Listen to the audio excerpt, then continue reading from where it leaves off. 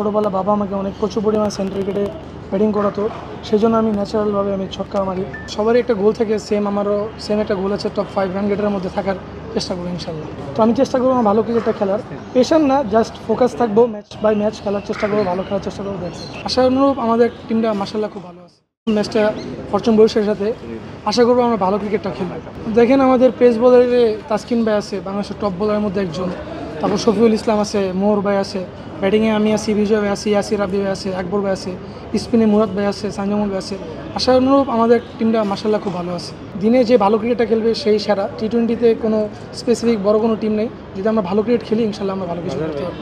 হ্যাঁ অবশ্যই, যেহেতু বিপিএল একটা অনেক বড় ফ্র্যাঞ্চাইজি ক্রিকেটের মধ্যে একটা, তো আমি চেষ্টা করবো আমার ভালো ক্রিকেটটা খেলার, পেশার না, জাস্ট ফোকাস থাকবো, ম্যাচ বাই ম্যাচ খেলার চেষ্টা করবো, ভালো খেলার চেষ্টা করবো।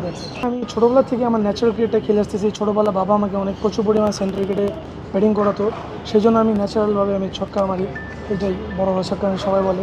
ব্যাটিংয়ে কাউকে ফলো করা হয় আপনার আইডল আছে কেউ? দুজনই, রোহিত শর্মা, লিটন ভাই। আমি পেশা নিতে চাচ্ছি না, কারণ এটা আমার গেম, এটা আমার খেলতে হবে, আমি ভালো কিছু করব, এটাই আমার পারফরমেন্স করার মেন হচ্ছে, পারফরমেন্স করবো। না, এটা অবশ্যই আমার জন্য ইন্সপায়ার, যেহেতু বাবা চাচা দুজনই ন্যাশনাল টিমে খেলছে, আমিও চেষ্টা করব ভালো কিছু করার জন্য, যদি কপালে লেখা থাকে ইনশাল্লাহ ন্যাশনাল টিমে খেলবো। না, এদিকে আমি আমার চেষ্টা করব যে আমি যেহেতু এনসিএল ভালো খেলছি, এদিকেও চেষ্টা করবো যে নিজের বেস্টটা খেলার জন্য, নিজেকে প্রুভ করার একটা ভালো একটা মঞ্চ, যদি নিজেকে প্রুভ করতে পারি নিজের কাছে খুব ভালো লাগবে।